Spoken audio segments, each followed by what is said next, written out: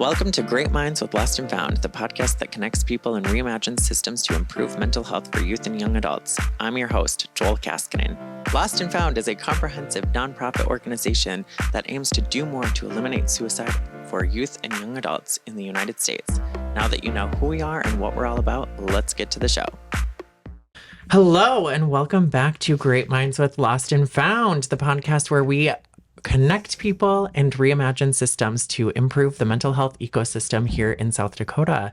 Hello, everyone listening. I am so pleased to have back with me after meeting a couple of months ago through a different variety of work things that we have partnered on. I'm back with Sarah VanVoorst, the former Community Mental Health Resource Officer here for the City of Sioux Falls Police Department. So Sarah, welcome to Great Minds. And if you wouldn't mind just introducing yourself to our listeners, that'd be awesome. Yes, thanks for having me. Thanks for inviting me on here. Yes, so as you said, I am the former Mental Health Community Resource Officer. On Monday, I will be starting with Call to Freedom as the Community Outreach Coordinator, so I'm very excited about that new role there. A little bit about me. I am an eternal optimist. I'm an Enneagram 7. I am married. My husband's a police officer. We have 4 daughters, ranging in age from 8 to 14. Wow. So lots of energy in our house. He has his police canine at home, and then we have 3 of our own dogs. We have 8 outdoor cats because we live on an acreage. Oh, my Lanta. Yeah, and then we tried our hand at ducks, and that didn't work so well. So, I live for traveling. Like, I love to travel, and I would just say, I'm an eternal optimist. I'm obsessed with you being an eternal optimist because I like to think that I am or was at one point, and now I'm not so anymore.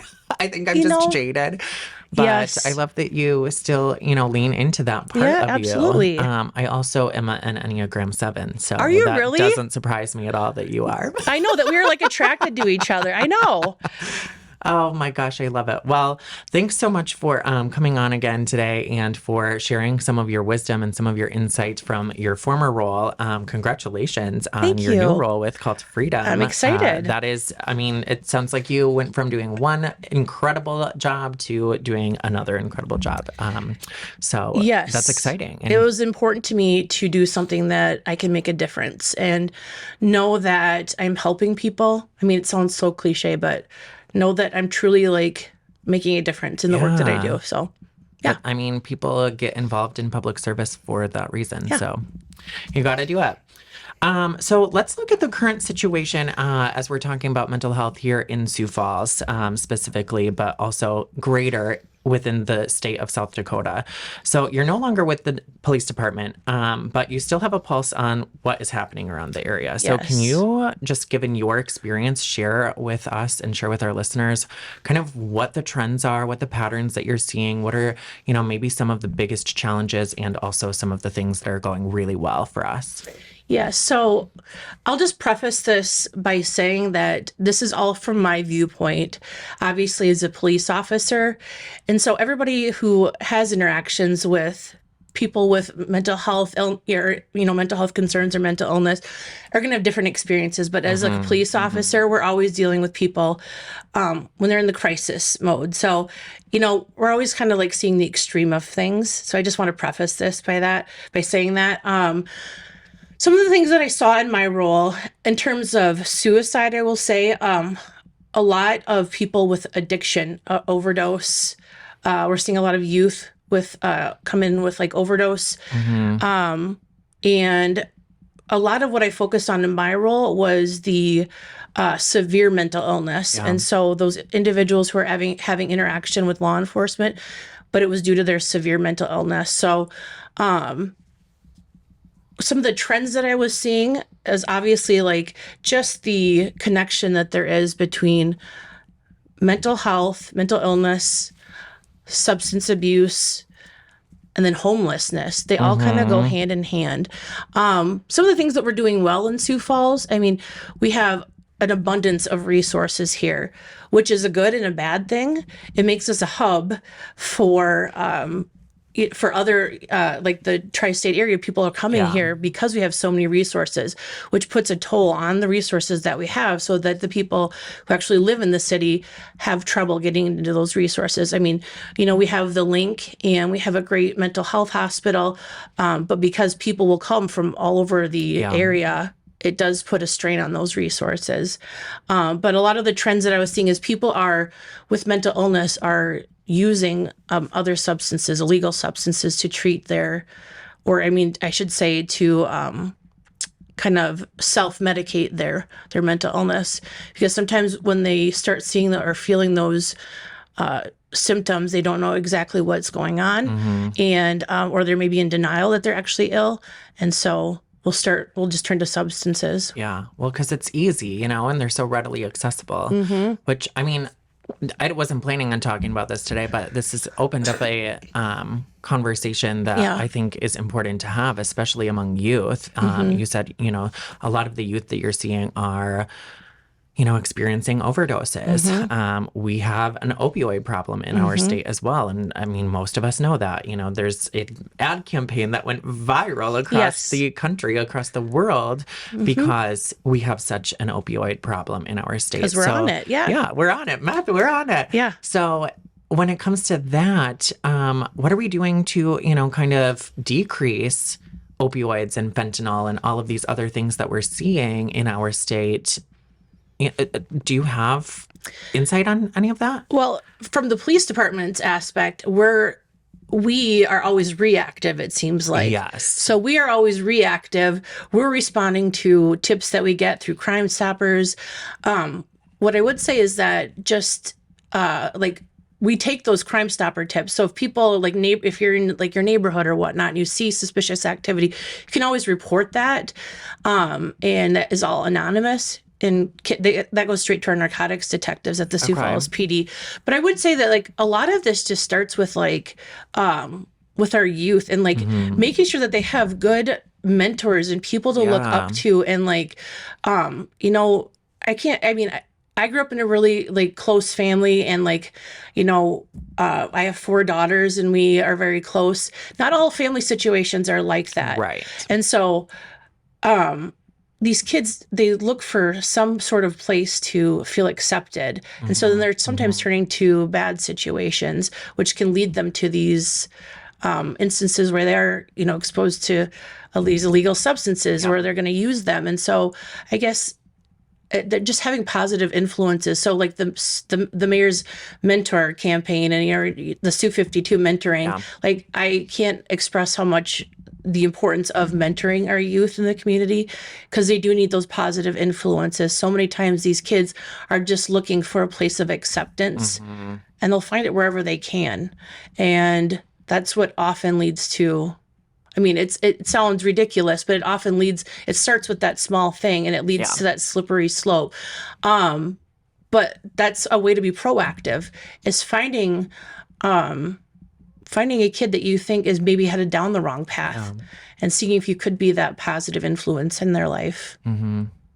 Well, speaking from the suicide prevention standpoint, it's proven statistically that a healthy sense of belonging, a healthy support system, and community of support, those healthy connections are protective factors for those who are struggling with any sort of mental health diagnosis or any sort of mental health illness.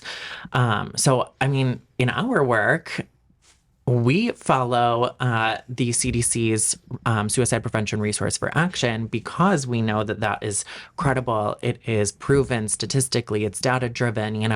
We use those strategies in our work to kind of guide and inform what we're doing because we've seen that it works.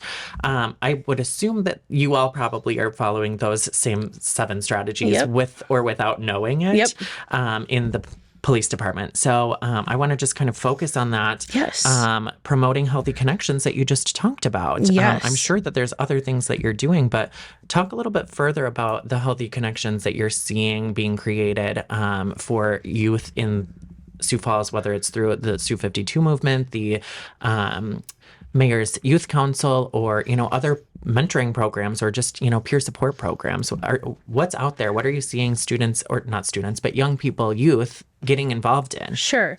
So I could say like one thing is like our officers, when they went out, they like this the community policing when they would go into a neighborhood and just like play a pickup game of basketball. And so it's just having that positive interaction with the law enforcement. I know other police officers do this. They go to a camp in the summer with, I think it's kids from the Boys and Girls Club. Okay. Yeah. And so and they spend a whole week at this camp with kids that might not otherwise have an opportunity to go to a camp. And so it's just like trying to be that positive influence for them. Otherwise, like, it's just, just finding like activities for your kids to participate in. I know my kids play soccer and there's always like scholarships and stuff. If your kids can't, if you can't fund the cost to get enrolled or whatnot, but just like having a sense of belonging or a place where they feel like they have friends or they have an outlet, that can build their self-esteem. Totally. Some of the other strategies, like, I was going to say when I was looking over this, the obvious one here is identify and support people at risk. Totally. That's the obvious one for police. Like we always are responding to people when they are in crisis. But really in my role, like the lessen harms and prevent future risks. That was kind of what I would do is I would respond after the crisis was over.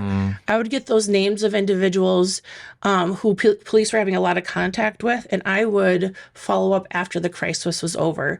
Because then people are kind of de-escalated, and then we can have a more rational discussion, whether it is with the individual themselves or if they are a youth, let's sit down and have their family. And I remember being young and feeling like my parents just didn't understand me. Like I had all these feelings and emotions I wanted to get out. And so I really try to take I don't try to take sides and come in like heavy handed. Like I'm a police officer. You have to listen to your parents. Right. I try to like let both sides have their stories told.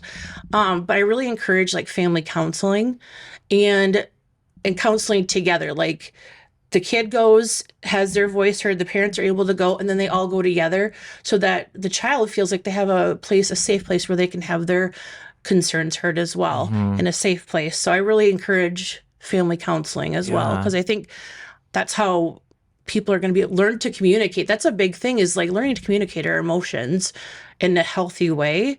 That's essential to like, you have to do that as individuals, like growing up, like it's how we're going to create healthier relationships, right? So we have to communicate effectively and healthily in order to build healthy relationships. I know, it's so weird. Is that how it works? I know, it's so weird. Honestly, that's how you create protective environments, though, too, is by building healthy relationships and fostering healthy connections. You can't have a social infrastructure in place without building relationships first and having the support systems there. So, and then if like the youth or, the children feel safe and that they can go to their parents or things like that, then if those issues come up in the future where they are feeling thoughts of suicide, then they might feel a little more comfortable sharing that with their parents. Totally. Because those things are going to happen. It's not a matter, it's a matter of if they share those feelings ahead of time. Because you're not an individual who has those suicidal thoughts. You're not going to always just stop those suicidal thoughts. Right. It's a matter of if they are able to feel comfortable sharing them with somebody ahead of time so that they can have that safe environment and people can support them in those times when they're feeling that way. So stopping the stigma and helping them feel like they're safe enough to share those feelings with people. Absolutely. I don't want to spend a ton of time on, going through each and every one of the 7 strategies, but looking at the 7 strategies, is there anything else that you wanted to touch on in the conversation today? The housing, obviously. We need more housing for individuals. Like, I really think like transition housing is a big one. People who are, individuals who are like coming out of our jail system or our prison system, they're just released to the streets. Exactly. And these are, especially like prison, these are individuals who may have come from a different community.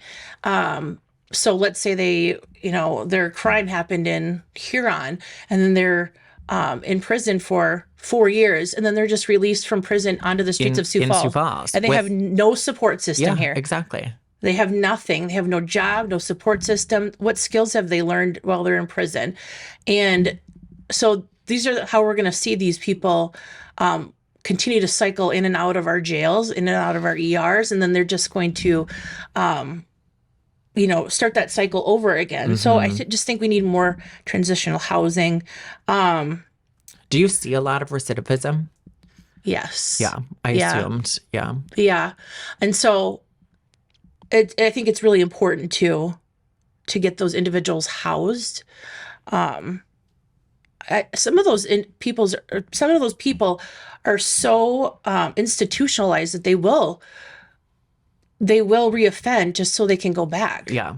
Well, because they've been set up to fail. They have, like you said, they have no support system. They have no job. They have no community here. They're just dumped into the streets. And they don't know where to go. They don't know where to go or what to do. Yeah. So then, of course, they wind back up, in and out of the Bishop Dudley House or, the Mission, and they're in and out because that's just how our systems are working. We don't have the infrastructure and the resources at play when we have, like you said 10 minutes ago, people are coming from other cities and other states to receive our services and support. So then the people who are also coming from out of town and entering our jail systems and our, justice systems are released back. And where do they go? What do they have? Yep. One more thing I wanted to add is that we have obviously a lot of immigrant population in Sioux Falls. In the mental health, that's something you don't talk about in their culture. Right. It doesn't exist. So when the adults are seeing their children have some signs or symptoms of mental illness or suicidal ideation, they just tell them, you don't talk about that. Right. That doesn't exist. You're not having that. So I know that Avera Community Health, they have community health workers, and they're doing such a great job over there with working with their immigrant population and trying to educate them. So I think we're doing good work in that area. I mean, that's one of the positive things that we have too. We have, the Avera Community Health workers working with that immigrant population. But there's just more work to be done in that area. Totally. And that's part of their culture too, which is hard. So you can't always change that, but exactly. Well, and it's tough too because how many immigrants who are now local residents do we have practicing in the mental health care space? And so a lot of it is that representation piece too. Yes. We want to offer our support to our immigrant population, to our refugees, to anyone that's coming here without resources, but we can't tap into them completely unless they have our trust, which comes back to the building healthy environments and the building healthy connections. But they also have to see someone that looks and feels and acts the way that they do and believes what they do. And so how do we provide that cultural piece? And I think that we still have room to grow and we have things to do. But, one of my favorite quotes says, we are restless because there's work to be done. And that's, what keeps me moving and keeps me shaking and keeps my activist soul and spirit alive is because there is still work to be done. And so if not us, who?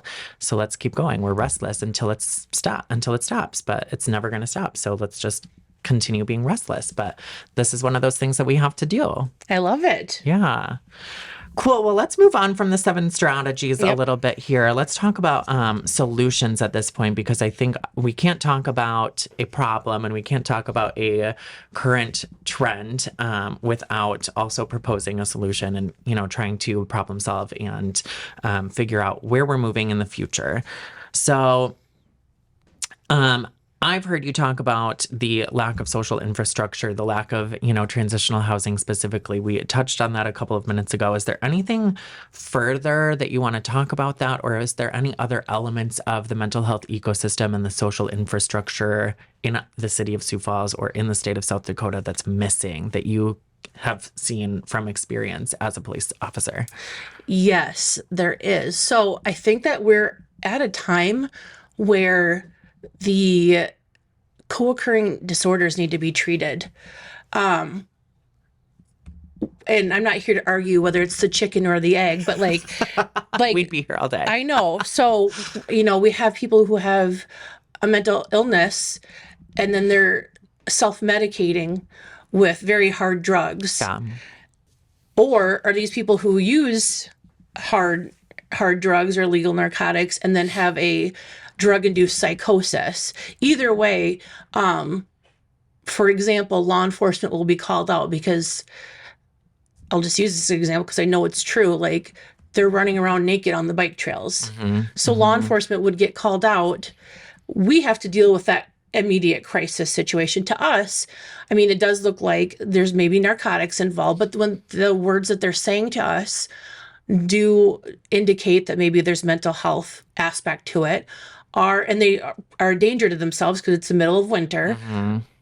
Law enforcement's role is to place them on a mental health hold and bring them to the hospital. Yeah.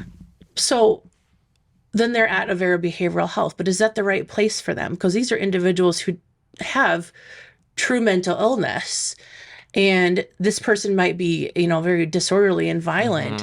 And so is that the right place for them? And are the other patients at that hospital safe because of them? Sure. But is jail the right place for this individual who might actually have, a mental illness, but also use drugs?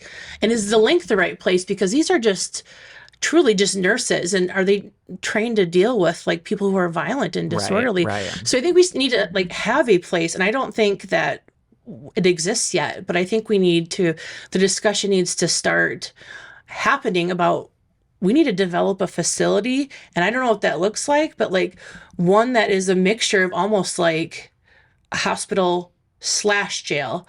And that's going to sound so bad, but it has to be a safe place for individuals who do have that mental illness, but also when they're coming down from that narcotic use, that other people in the environment can be safe as well. Yeah, totally. Because that is and happening. Know that they're going to get that wraparound support of, we see that you're struggling in multiple different ways. It's co-occurring, Yes, and that's what let's provide multiple elements of support. So that's the thing, is then let them sober up, and then let's treat the root mental illness, because that's not happening right now. I know that a lot of times if they are brought to the hospital, if there are drugs on board, then they're released right away because they're so busy there. They're so full. They don't have time to deal with individuals who are just on drugs. Tripping. Yeah, exactly. So I would love to see more like a facility for more co-occurring disorders, because it is real, and it's happening all the time. And that's where law enforcement spends a lot of their time. And I mean, I got to be honest, like when I was a police officer, and when I know the officers that are out there, we're the ones that are the first responders to those. We are trained, but like, how is it our job to decide, like, is this a mental illness or is this drug induced? And so we do the best that we can at that time to try to keep them safe and everybody else safe. And so we just want that individual to get help. And so we don't want to keep going back to that individual. We want to bring them to safety, get the help that they need. Yeah. Yeah. Well, because a lot of them just need that rehabilitation. It's more than just, here we are, like we're being released from the hospital because we have drugs in our system. Yeah. There's something else going on. So a lot of it is just the added rehabilitation that's needed and the safe environment to do that in. And then I would just add, after they're released from the the behavioral health hospital, some sort of transition housing or something like that. Because with that homeless population, they're released right back to the streets. Right. And they're not going to continue to take their medications. Right. Or if they do have their medications with them, they're not always like able to keep them in a safe place at the Bishop Dudley. They end up getting stolen, or they're lost, or something along those lines. So then they're right back to square one. They're not stabilized around their medication. Yeah. So it's difficult. And the cycle continues that way. Yeah.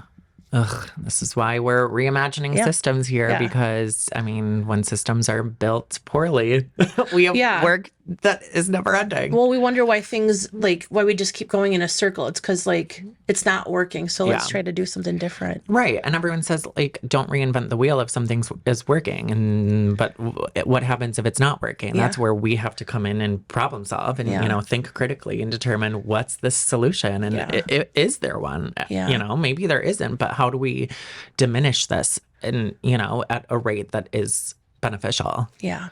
Ugh, it's tough. It's tough.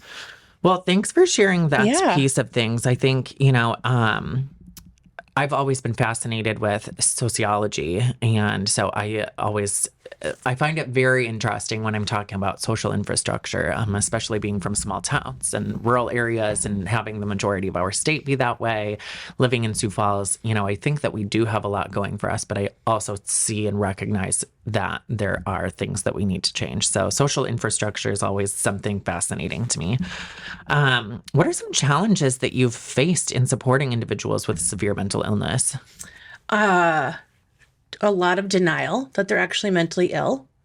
So that's a huge challenge.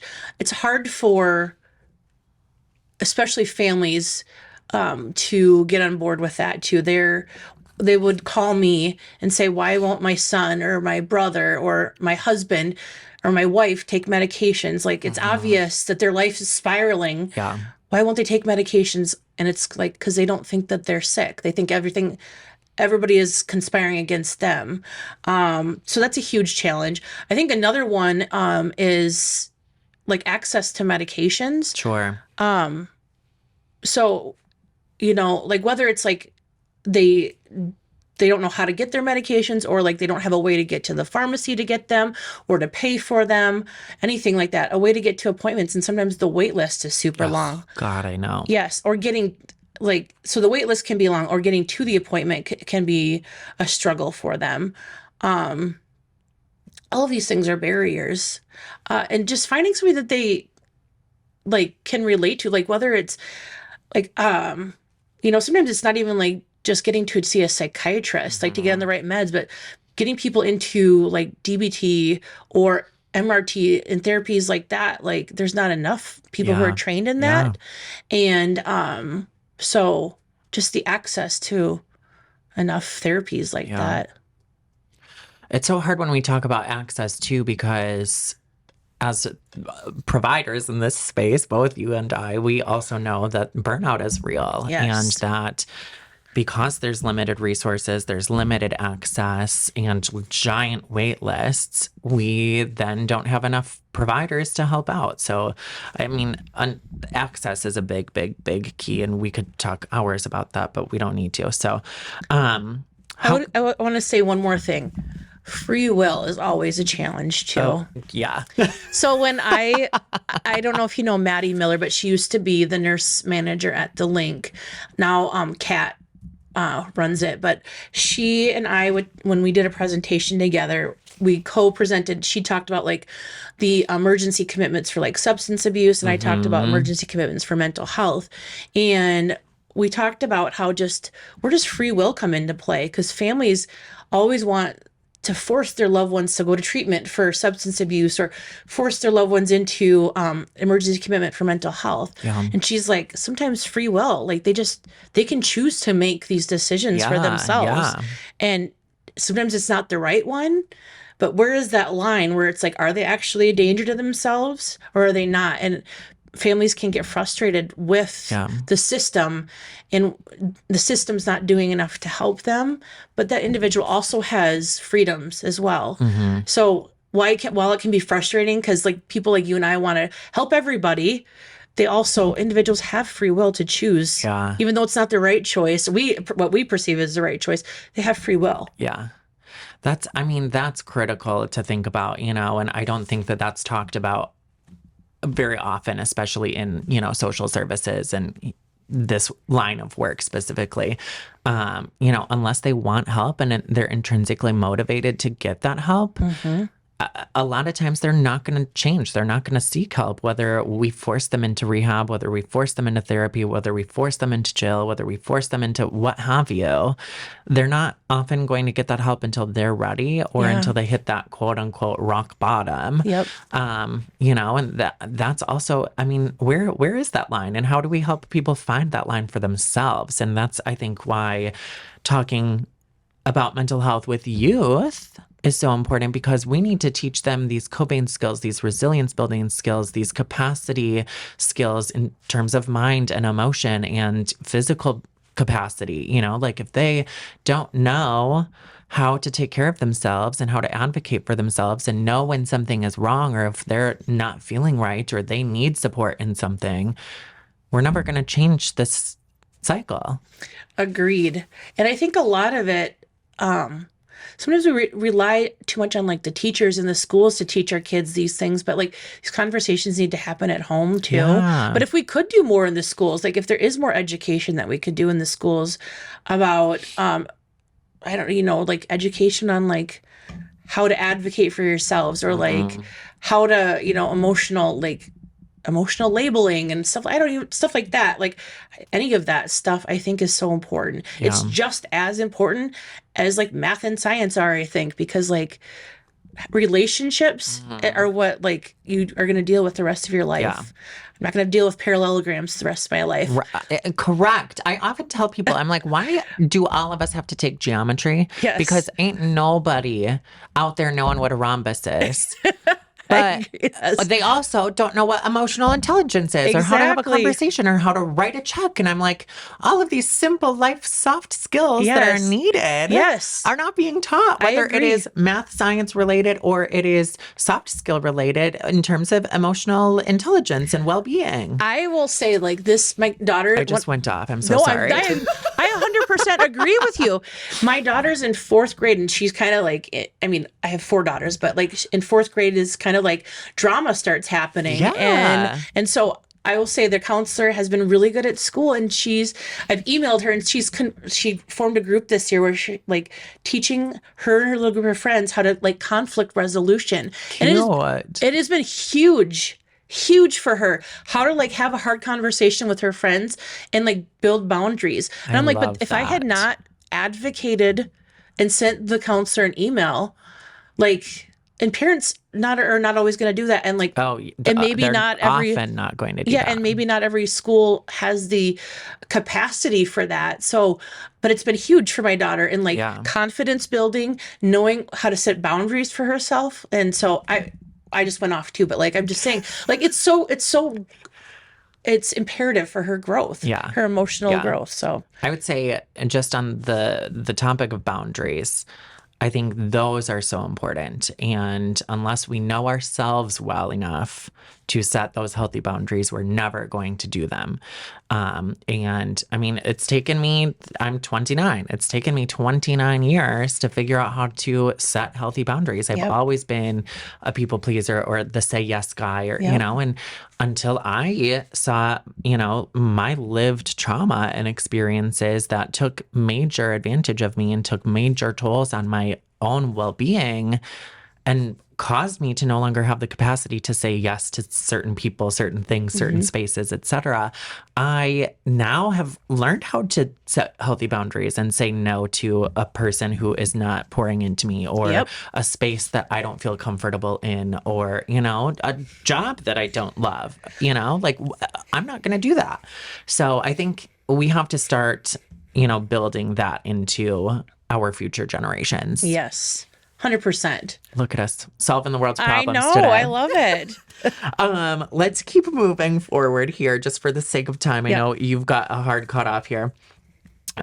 So how can we keep individuals out of the criminal justice system? Obviously, that's like a loaded question. It's a very big, broad, question, but especially those that we're seeing with recidivism, the repeat offenders. What can we do as a community to wrap around and provide better supports for them? That's a great question. I will tell you, and I think I was going to answer it down here about what's working well, but like mental health court has been awesome for this. I know we have like drug court too and all of that, but like the specialty courts have been so great for this. I've heard that. Yeah, from mental health court. plenty of people. Yeah, I loved my time in mental health court when I was at the PD. Just watching some of these individuals come in, and the biggest thing for me was knowing that like were looking at time in prison where they would go there, serve their time, and come out no different than they were before. Yeah. And so, but they were choosing to invest in themselves, whether it was like to, get that job that they wanted, or, get that stable housing and have that stable mental health, to get their kids back or whatever it was. But like they chose to invest in themselves. And it sometimes was their time in mental health court was longer than the sentence they were looking at in prison. But they wanted that stability in their life because they had hit that rock bottom that you talked about. And so that's a huge thing, I think, is the specialty courts. But these individuals out of the criminal justice system, I think like I said, just the transit, we need to have like some sort of transition from them, from like the jail or the prison, and get them connected with a case manager.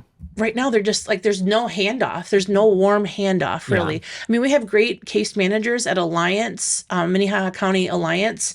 And, but sometimes there's like not that warm handoff to know like who needs the help. Yeah. And not, especially coming out of prison. So I think that would be helpful. But it's just sometimes the lack of resources. There's too many people and not enough resources. Exactly. That's the biggest challenge I think that we're facing in the U.S. today, is the lack of resources. Yeah. What other things are working well? And on the flip side of that, what would you say isn't working well? Okay, so working well, I said mental health court, but like specialty courts in general.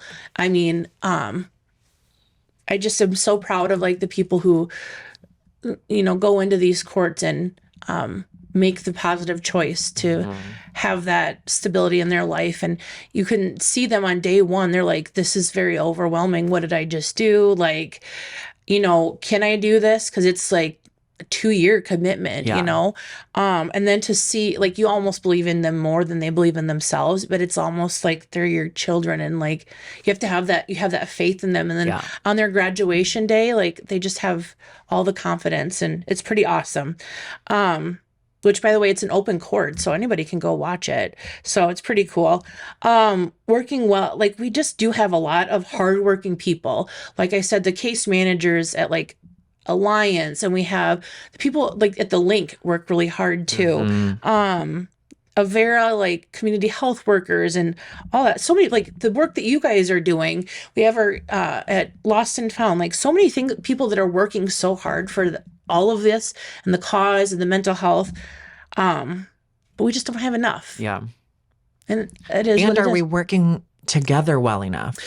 So, yes, I would say like, I think we used to be more siloed. I feel like those silos are breaking down a little bit, but we just have so many resources. So it'd be nice if we could like all work hand in hand a little bit more. Yes. Like, that's something I've seen just in my work, that I think it's a little nonprofit-y, anything public service, anything nonprofit feels a little territorial. And it's because we're all doing really important work. But it's like, okay, we're all doing really important work, but also we can, build and grow together if we allow ourselves to stop working in silos and to stop being territorial over what projects and what services we are providing. Right. So it's like, let's goal. Just, we're all working to end suicide, to end mental health, to, get people off the streets, to end addiction.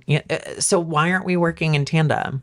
You know what I'm really excited about too is I don't know how to, I'm not going to say it right, but the South Dakota Urban Indian Health, the new project they have coming out, where they're going to go out and respond to some of these calls that would normally come into PD with their relatives on the streets. I love that. Yeah. Do you know how to say it? I don't know how to say it either. No, I've just seen it in writing. I've never even actually heard. I did, and I should know how to say it, but I'm really excited for it. Yeah. Because I think that I've done outreach with, obviously those individuals who are out on the streets in the spring, summer, and fall time, even in the winter. But I think that there is something to be said that for them going out and reaching out to their own relatives. Totally. There's going to be a different connection there. Absolutely. So I'm really excited for that, to see what kind of difference that can make. Because they've had that project out in Rapid City, and it's made a huge difference. It's been huge. It's been absolutely so huge. So I'm excited for it to happen here. I just actually was reading about it last week, I think was the first time I had heard about it. So yeah, it's going to be good. I think it's going to be great. Yeah. And I will say the homeless shelters do good work. I think that they do the best that they can too. Yeah. They provide a safe place for our individuals, and they do the best that they can. We're all doing our best. We are. Like, we're all, like, truly, we all are working towards the same goal. And I will say, like, I feel like since my position was created, it really felt like that helped to break down a lot of silos. And we all, like, were able to come to a table together and and just communicate and share a lot of this information and work together. So it's been awesome. I would say things like the community table talks are also helping bring the lay people together. This is not people working in our fields or sectors. Those types of events, I think, are so important, that we're having engaged dialogues and discussions as a community. I mean, the last one that we went to, there was young people, there was old people, there was people from all different, diverse backgrounds. I think that's so cool that we have. You stole my answer. I had that. I was going to say that. I'm sorry. No, I'm glad you said that. I'm glad you said that, because I wanted to say that too. It was really cool to see people sharing their stories and being authentic. Yeah. Because I think that sometimes people are scared to share their story, but like that true like vulnerability is like the true strength to share your story. Yes. And it makes people more comfortable to share theirs, and like having everybody there to talk about it. And like I love that Vonnie and Tamian are like leading this. I know. It's pretty cool. They're so well respected and so well trusted in this community. So who better to do it than them? No, it's awesome. I think those table talks are really like doing a good thing. Heck yeah. Let's speed things along here just so I can get you to your next meeting. We could do this. I mean, we could do this all day. So the last kind of thing that we want to chat about, so putting aside like resources, we've talked about the lack of resources and the lack of access a ton today, but putting all of that aside, if you had a magic wand and you could just wave it over the city of Sioux Falls or over the state of South Dakota, what would you see change using that magic wand? Well, obviously I would like, if it's not about resources, I wish that like I would take away people's want to commit suicide. But honestly, like I really think that having more housing for everybody, a place for everybody to like lay their head at night is going to make such a big difference. I think that expanding the link would be huge. So we don't have to turn anybody away. Yeah. And like using that as a resource to keep people out of jail. So if they're wanting to come there to get help instead of like, if they're willing to like go there and get help instead of wanting, and they maybe have narcotics. I think that's what the PD is doing now already. If they have narcotics on them and they're willing to turn them in, they won't arrest them for that. They'll turn them in.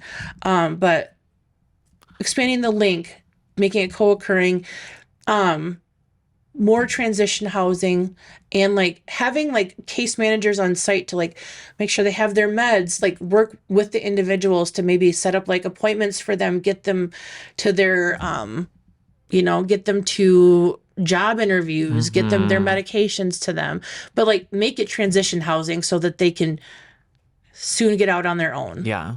Can I say one last thing on this too? Because you just brought this new idea to mind that frustrates me personally, but that's another conversation. You were talking about people getting these individuals to job interviews and, to other places that picking up medication, stuff like that. We also did not pass this bill for free state IDs, which I think is also something that is a barrier to access for our individuals who need the additional help. Why can they not get a state ID for free that they need to go to a job interview, to apply for a job, to drive a car, to whatever, to pick up your medications? Like, we are continuing to perpetuate this barrier. Put roadblocks in front of them. I think that they can get assistance, but that's one more step that they have to go through. Yeah. And make it more difficult for them. There's a transient man who lives, I don't know where he lives. He's downtown often. I see him regularly, and we've like built this relationship because I walk the streets of downtown every day because I live and work down here. And super sweet gentleman. He's like the kindest person. Like, you can just see it. He radiates just this true, genuine spirit. And like, it's, what, I don't know his past. I don't know his experiences, but he obviously has found himself upon, some poor times and is on the street. And he asked me one day for some money. And I said, well, respectfully, I don't carry cash on me. And part of the reason I don't carry cash on me is because I'm not willing to give people cash as, asked. But I would be happy. I would think I was heading into like JL Beers or something for lunch, or Fancy Bowl, maybe. I don't remember. But I was like, well, I'm heading in to grab lunch. Can I buy you lunch instead? And he was like, well, no, I was hoping for the money because I'm trying to get an ID because I really want to get off the street. And I was like, oh, well, now you just changed my lunch plans. Why don't I drive you to get an ID? And I was like, I will happily give you the money to get a state ID. Yeah. As long as I know that it's not going to a drug or an alcohol or something that's not going to help benefit you. I was like, I will buy you lunch on the way there. We can get McDonald's or Burger King or Subway or I don't care. Like, I'll get you whatever. But I was like, why don't I just drive you to go pick up a state ID? And he like kind of hesitated. And I think it was because he hadn't had someone like offer that before, like be nice and respond to him in a way that was like, not just, oh no, like, a lot of people avoid or walk the other way. And just having someone to talk to, I think, was really important for him, but also seeing that he wanted to make changes for himself and that he wasn't just going to use this $10 or $20 that he was asking for to go get whatever. Yep. He was seen. He felt heard and he felt seen. Yeah. That's awesome. I mean, I still see him out and about, so I assume he has not been able to get himself off, to the next place. But it was cool that I was able to just like help him even in that, short bit of time. Yes. It's like Maslow's hierarchy of needs. It's like, what do you start with? You have to start with like stability, and that's housing. Once you get like housing and food. Yes, exactly. Like once you get those things, you can build upon that. And that's when somebody can like start to fulfill, like, what is it? Self-actualization at the top. Yeah.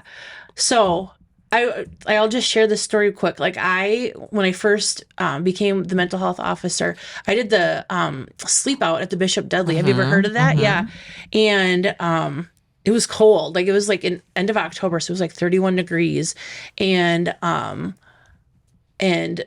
like maybe slept 10 minutes the whole night. Like I fell asleep like on accident, like, cause I did not really feel that safe sleeping out in the parking lot of the Bishop Dudley. And, but the only reason that I knew that I would be okay the next day is because I knew I got to go home to my warm bed and sleep the next day and go home and take a warm shower. And like, how do we expect individuals who actually sleep on the streets every night? Yeah. Because we're like, just go get a job. Well, but it's not that easy. No, it's like, how do we expect these individuals who this is their actual life to like, who actually sleeping on the streets, feeling that unsafe, that unsafe feeling, they're cold. They don't know if they're going to get a hot shower. Mm-hmm. They won't have that next day to sleep in a warm bed to recover from that lack of sleep. And then we just tell them to go be their best selves and go get a job the next day. And it really like put things into perspective for me. Yeah. And so I think that like that's something just for a lot of people to consider. It's not like just pull yourself up by your bootstraps. Like that's our mentality here in the Midwest. And so I I think about that often because perspective is a great thing and it can help. I mean, there are people that choose this lifestyle, obviously. They've been offered a lot of resources, but some people have fallen on hard times. And so they just need a little help. Yeah, absolutely. All right, well, let's wrap things up here with one final question. So what is one thing in your life that you have learned, and this can be about mental health or anything, that you would want everyone to understand? Oh my gosh. I know, the big hitting questions. I've made a lot of mistakes. So, I mean, haven't we all? yeah, I feel like I've made a lot of mistakes. I guess I'll go with something recent. So when I was leaving the PD, I was reaching out and letting everybody know that I was leaving. And the amount of kindness and nice words that were said overwhelmed me. I knew that I did a good job and I made an impact, but people said really nice things. It was overwhelmingly filled my heart and my cup. And it just made me think why do we wait until people are leaving or funerals to tell people how much you appreciate them? And so, I mean, this kind of goes with mental health, but make somebody's day and share, be authentic and genuine and share with them what you appreciate about them. Yeah. I remember the first day I met you, I think I told you, I like your energy. Yeah. Because I do. I like your energy. Heck yeah. And well, so, thank you. I think that I didn't know all of these things. And so to know that I was making that impact on people, it really made a big difference. But if I had spread those out over the years, it might have given me, I don't know, a little motivation. It just needs a little boost every day. So definitely my words of wisdom are tell somebody, it could be a stranger. You like their shoes or something, but just tell somebody a kind thing to put a smile on their face. Yeah. It really makes a difference. I love that. That feels like the perfect way to wrap things up Yes. here. So, Sarah, thank you so much once again for being on the show today and for sharing your bits of wisdom, your bits of experience with our listeners and with me. I just have come to love and adore you. And right back at you. I appreciate your energy and I just love it so much. It's why we immediately connected. Yeah. But thank you so much and good luck with your next role. And I just have no doubt that you're going to crush it. Thank you. All right. Well, listeners, thanks for tuning in. Until next time, stay well. Thanks so much for listening. Remember to subscribe, rate, and review Great Minds wherever you listen to your podcasts. For more information about Lost and Found, go to resilienttoday.org. That's ResilientToday.org. Follow us on Facebook, Instagram, Twitter, LinkedIn, and YouTube @Resilient Today. Until next time, do more and stay well.